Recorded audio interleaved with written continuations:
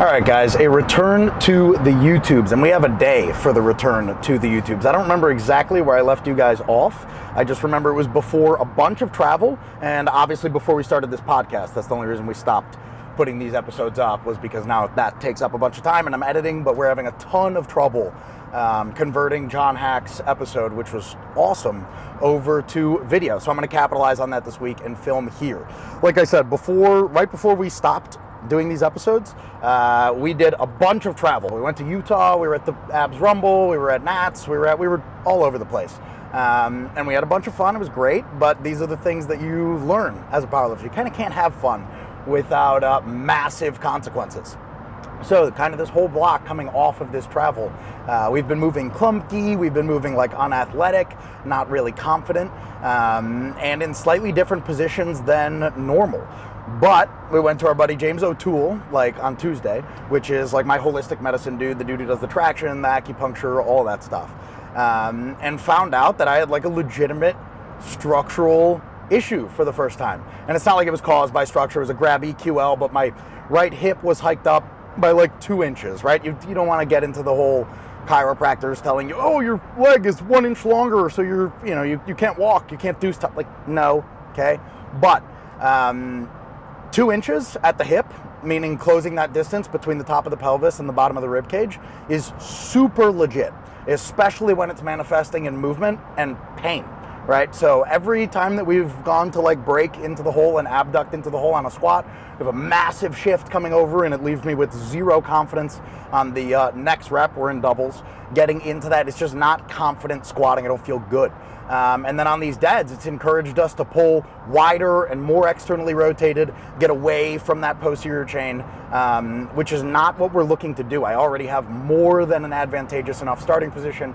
I do not need to be out wide for that. But today, we're looking to be a week 4 Avenger after week 3 Botcher.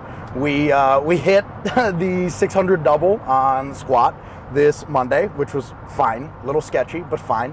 And then we hit 386 for 2 on bench, which is a PR tie or damn near a PR tie, something like that. Definitely a PR tie at this body weight at like 225, 226. And we are looking to crescendo this week today.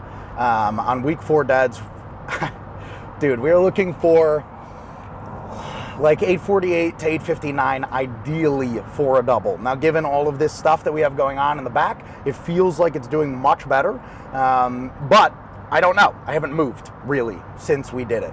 So we'll see how things are feeling. We might auto-regulate and take that down a little bit, but that is not the plan. The plan is to go blow up 848 for 2, and barring this back being an issue, we're going to bring this stance in just a couple inches to where it normally is, a little bit more internally rotated, really get that pressure on our big toes and stay in those quads and just blow this up.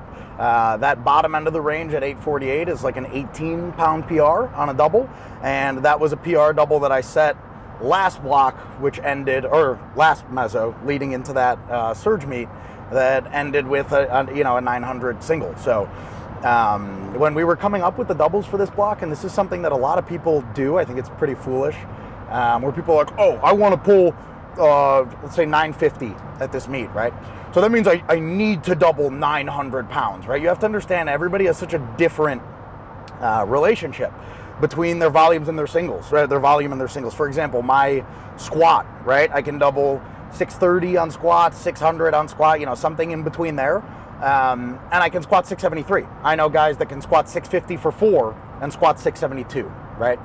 If 830 for a double last time was good enough for me to pull 916 at the end of that meso, peaked, of course, I don't need to pull 900 pounds for 2 to beat that. You know what I mean? To beat out that single. Let's just put some good pounds on this PR, or at least that's the goal. And if I can pull 848 for 2, and that's 18 pounds better than I did 830 for 2, which resulted in 916, then this should result in more. I don't know if we're going to like voice over this or if we're going to mic it up. I don't know. We're going to my buddy Luke's house, probably my favorite place to pull in the world, and I haven't seen him in a while. It's always a treat to go over there. But I don't know. If we're going to be deep in conversation, maybe I won't throw this on. Maybe we'll voice over. But we're going to get some music going, and yeah, let's go.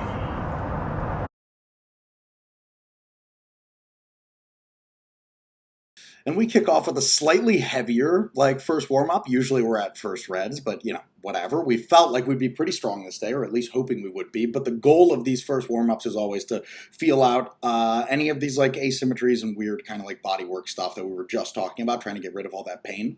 And on this 265, I honestly felt pretty even. Immediately not feeling even once we moved on to here. You guys will kind of consistently see throughout the day. I'll set my feet super even, super nice, come down, and then you'll see me pick my heels up. And it's because even though my feet are set in the exact same spot, with all this weirdness I've had going on in the hips and the lower back, once I actually get down to the bar, they might feel symmetrical, but because they're not acting the same way, one wants to be a little bit more externally rotated, one wants to be a little bit more internally rotated, which is not cool. But the nice thing is we were able to tell even by this like 5 reds, this 600, or 595, whatever it is, that we were feeling strong, which up until, probably 2 weeks ago when we started dealing, 2-3 weeks ago, once we started dealing with all of these like weird asymmetries and pains and things like that, our biggest issue was that light stuff was not feeling light, and that changed today.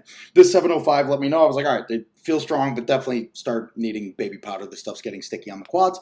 We throw on the baby powder for our second to last warm-up at 750, and I actually haven't seen it from the front, but this was really good, you guys. It actually looks worse from the front than it did from the side.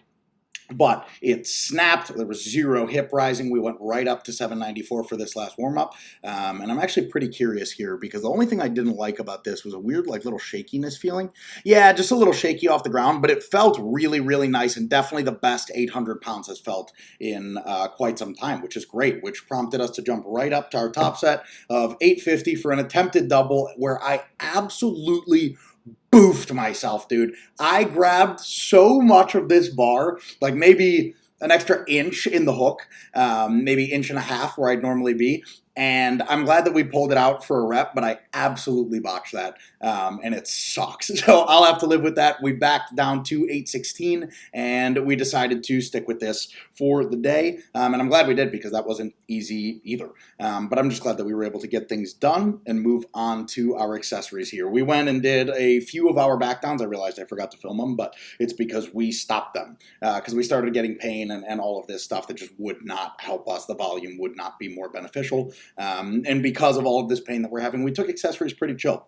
I know it looks like, 225, and I'm kind of always doing 225 on here. But on the GHD, I would normally be doing 275 to 315. It's significantly easier than the 45-degree back extension.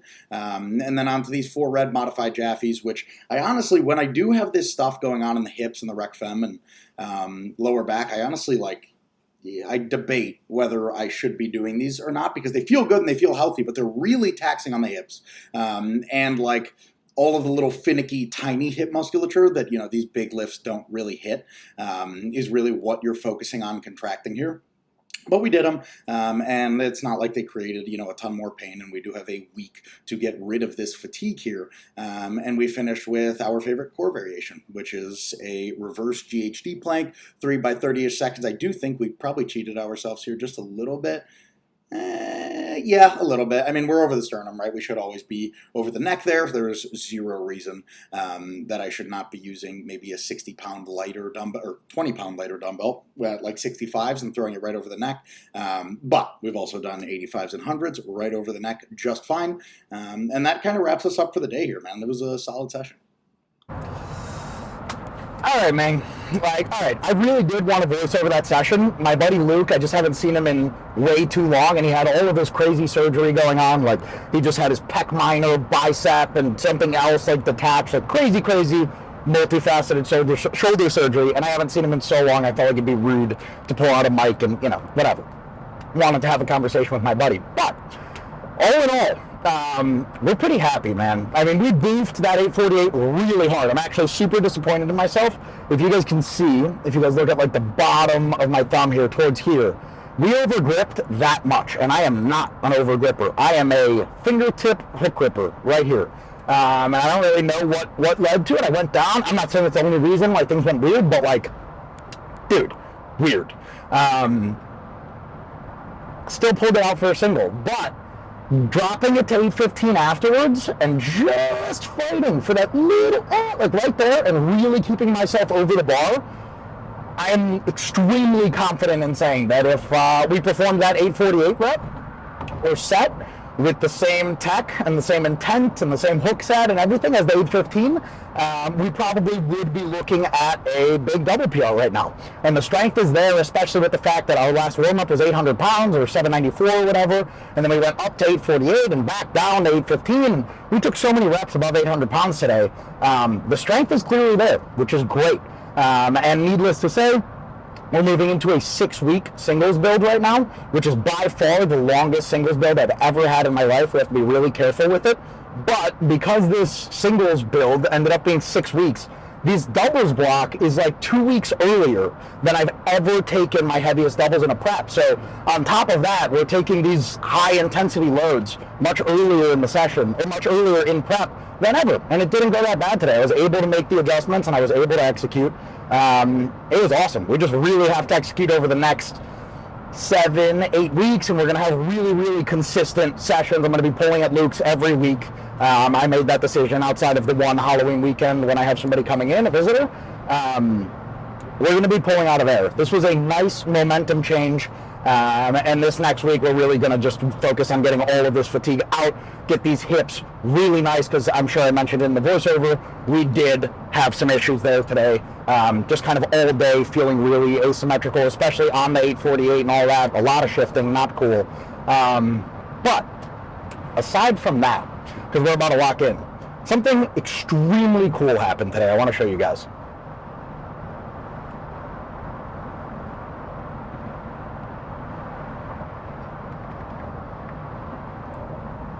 So my buddy, Danny Grigsby, is right here. I don't know if you guys do. I hope you can see. The sun's kind of aggressive. But that is my buddy, Danny Grigsby, the all-time world record holder in the deadlift, 1,074, 1,075 pounds, doing a collabed promo with Nike. Nike! And here's why that makes me so happy.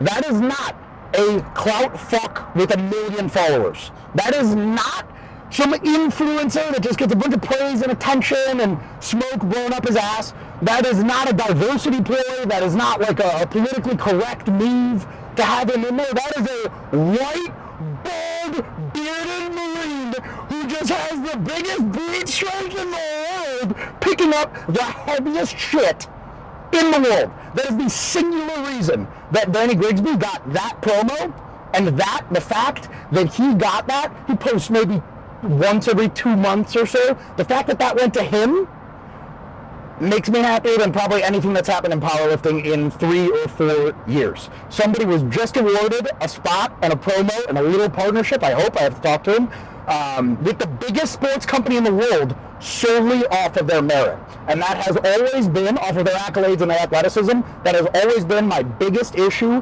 with powerlifting and the fitness world overall, is that the majority of the people that get support from the biggest companies financially and everything usually aren't the people that are actually good at what they're doing. They're the people who are really good at just social media and self-representing, which is great. It's not to take away from those people at all. But it is semi-frustrating as a powerlifter who, yes, I try to do, what I can, in the way of social media and Instagram and blah, blah, blah. But as somebody who really puts their head down and only wants praise based off of legitimate accolades on the platform, that makes me happier than anything ever, dude. Hopefully Danny is path paving right now. I could really see them doing something with Jesus as well for the squat. But if those two dudes get in there, I will do my absolute best. I will fight my hardest to try and do something that makes me deserving of a spot as well. So Nike, enter powerlifting. We hit an 815 double today, along with an 848 and 838 single, super shifty and whatever, but we did it. And now we're moving into these next 6 weeks of singles here. So time to get this fatigue gone, get our body feeling right, and execute, dude. Let's move.